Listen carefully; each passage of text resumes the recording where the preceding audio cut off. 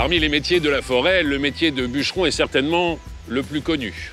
Élagage, abattage, plantation, les tâches sont diverses et variées. C'est un métier de passionné, mais aussi un métier à risque et parfois les tâches sont physiquement très difficiles. Mais cela devrait évoluer dans les années à venir avec l'arrivée des exosquelettes. À mi-chemin entre le travail manuel et le travail mécanisé, ces appareils devraient faciliter le quotidien des bûcherons dans leurs tâches les plus ardues. C'est ce que vont nous expliquer maintenant Pierre Dabezac. Il est fabricant d'exosquelettes et Pierre Baron qui, lui, est technicien forestier. Bonjour messieurs. Alors je ne vous cache pas que j'étais un peu embarrassé parce que je me dis il y a deux Pierre, comment je vais pouvoir les différencier? C'est marqué dessus. Bonjour Pierre. Bonjour. L'homme de la forêt. Oui, oui. Depuis 15 ans? C'est ça. Comment est-ce que je vous présente? Vous êtes quoi? Technicien forestier, entrepreneur forestier? Oui, c'est quoi entrepreneur en travaux de sylviculture, reboisement. D'accord. Et gestionnaire forestier. La double compétence. Et Pierre, qui lui est fabricant d'exosquelettes. Voilà, c'est ça, depuis 10 ans. C'est pas ça, c'est ce qu'il y a juste à Pardon. côté. Depuis 10 ans. Alors, précisez-moi, c'est quoi un exosquelette exactement, si on pouvait donner une définition? Un exosquelette, c'est une structure mécanique qui double notre endosquelette humain et lui confère des capacités qu'il n'a pas ou plus. L'exosquelette aujourd'hui, c'est un moyen de s'assister dans les gestes qu'on faisait auparavant en souffrant moins et en ne dépensant pas finalement le capital santé qu'on a et qui s'épuise à mesure qu'on fait des travaux physiques comme Pierre. On vient vous voir dans un premier temps en vous disant on va vous faciliter la tâche, on va vous faciliter votre quotidien, on va fabriquer une machine. Mais on va d'abord vous observer et de voir quels sont peut-être les muscles ou les tensions qui sont les vôtres au quotidien. C'est quoi? C'est essentiellement les bras, les jambes, peut-être même la nuque. J'ai entendu dire que parfois la nuque était soumise à rude épreuve. Ouais, énormément, enfin plus de 70-80% les membres supérieurs. Donc c'est vrai que selon les tâches, oui, surtout trapèze, beaucoup le coup sur des efforts en élagage, etc. Et puis sur des appareils comme le croissant mécanique, c'est beaucoup les avant-bras et là les pectoraux.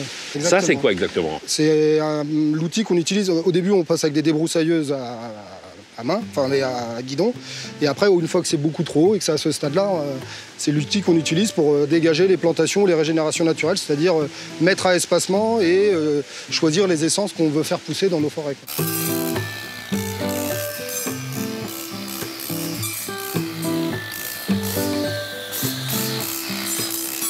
Vous pouvez faire en sorte que 25 kg ne représentent plus que 400 grammes à mobiliser devant l'opérateur. Donc il y a un vrai changement. Ah, on sent vraiment la différence alors.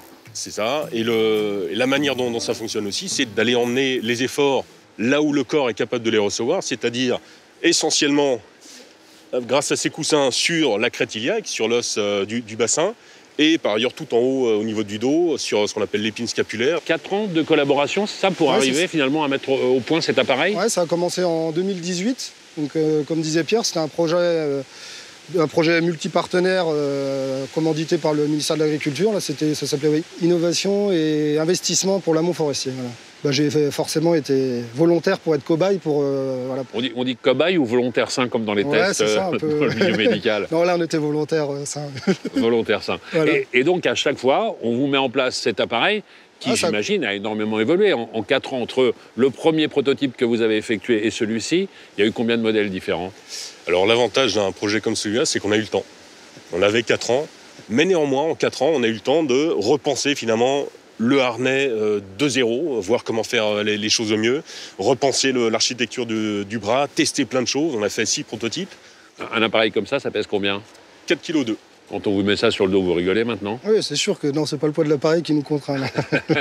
Et alors on fait quoi? On vous met des capteurs un peu partout pour savoir justement comment les muscles réagissent, de quelle façon ils sont sollicités, à quel moment ça vous soulage. Ouais, c'est tout ça qui est calculé?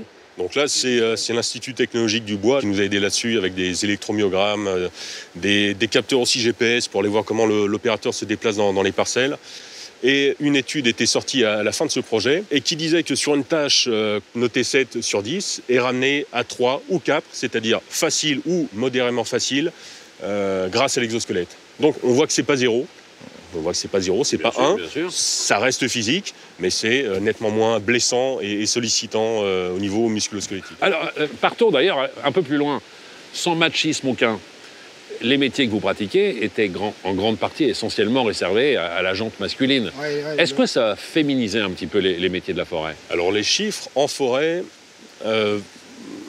commence à donner un petit peu évoque une petite tendance vers ce sens-là, mais néanmoins les métiers de la forêt, c'est les moins féminisés en agriculture.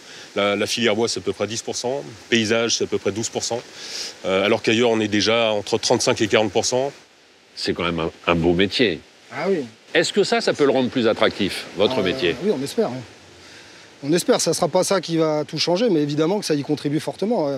Et l'attractivité, c'est aussi un peu un brin de modernité, un brin de petites choses qui pourraient faire en sorte que ça devienne plus attractif. Mais j'imagine que de votre côté, Pierre, vous avez pensé à mettre en place des formations, que ce soit directement pour les professionnels sur le terrain ou peut-être même dans les écoles?